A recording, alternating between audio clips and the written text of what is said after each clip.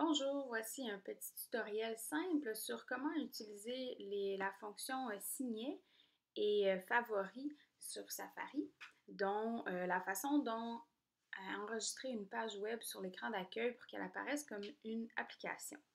Donc, première chose à faire, évidemment, il faut ouvrir l'application Safari, donc ici, et ouvrir la page web dont on veut conserver le signet. Donc, par exemple, je veux conserver le signet netmat.net ici. Je vais utiliser le bouton Partager et j'ai plusieurs options ici vers le bas qui s'affichent à moi que je peux utiliser pour conserver cette page web-là. Donc, premièrement, ici, je peux cliquer sur l'écran d'accueil. Donc, si j'appuie sur cette icône-là, sur l'écran d'accueil, je peux ici changer le nom de la page web que je vais enregistrer. Donc, par exemple, ici, seulement NetMats, pour moi, ça me convient. Et je vais appuyer sur le bouton Ajouter.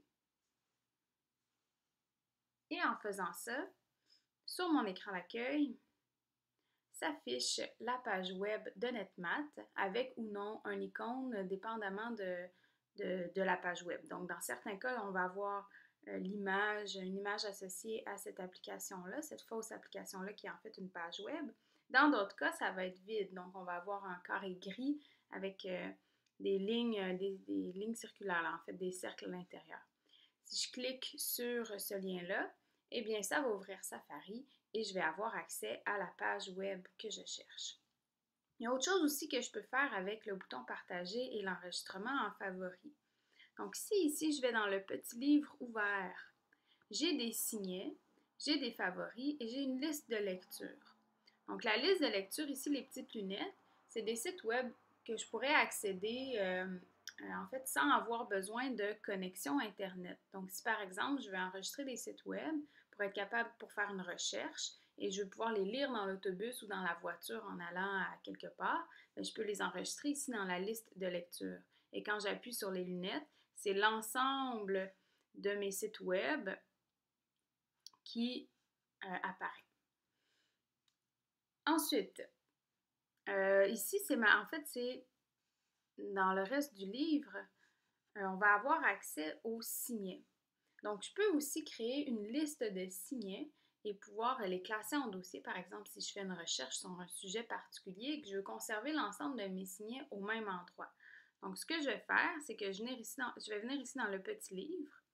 Je vais appuyer sur le bouton Modifier et je vais créer un nouveau dossier que je vais appeler, par exemple, Recherche sur les chiens. Voilà. Et on fait OK. Donc, ici, j'ai un dossier qui s'appelle Recherche sur les chiens.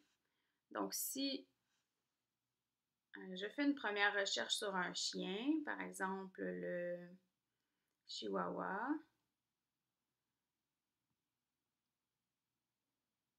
Chihuahua qui est ici, je lis un article sur le Chihuahua. C'est un article qui m'intéresse. Je vais appuyer sur le bouton ici Partager. Je vais venir dans Nouveau signet et dans Localisation ici, je vais sélectionner Recherche sur les chiens. Même chose, ici, je peux venir changer le nom de cette page-là, si j'en ai envie, et je fais enregistrer. Ensuite, dans mon petit icône livre ici, dans Recherche sur les chiens, je vais avoir ce site-là que j'ai enregistré. Si je veux fermer cette barre-là, je vais juste appuyer sur le petit livre. La dernière chose que je peux faire, c'est que je peux ajouter aussi un favori sur ma nouvelle page d'accueil de Safari ou encore dans l'onglet Favoris. Donc, je vais toujours utiliser le bouton Partager. Et là, je vais cliquer sur l'étoile Ajouter aux favoris. Je peux encore une fois changer le nom de la page si j'en ai envie. Je clique sur le bouton Enregistrer et c'est fait. Donc, ça veut dire que quand je vais ouvrir un nouvel onglet, eh bien, je vais avoir ici Chihuahua Chien, ma page Wikipédia que j'ai enregistrée tantôt, qui va s'afficher dans la liste des sites web que j'ai mis en favori sur ma nouvelle page d'accueil. Je la retrouve aussi dans le livre. Si je reviens en arrière, ici dans le livre encore, dans le petit onglet Favoris, et j'ai les chihuahuas qui sont ici. Donc, j'espère que ça vous aide un petit peu avec l'utilisation de Safari sur iPad.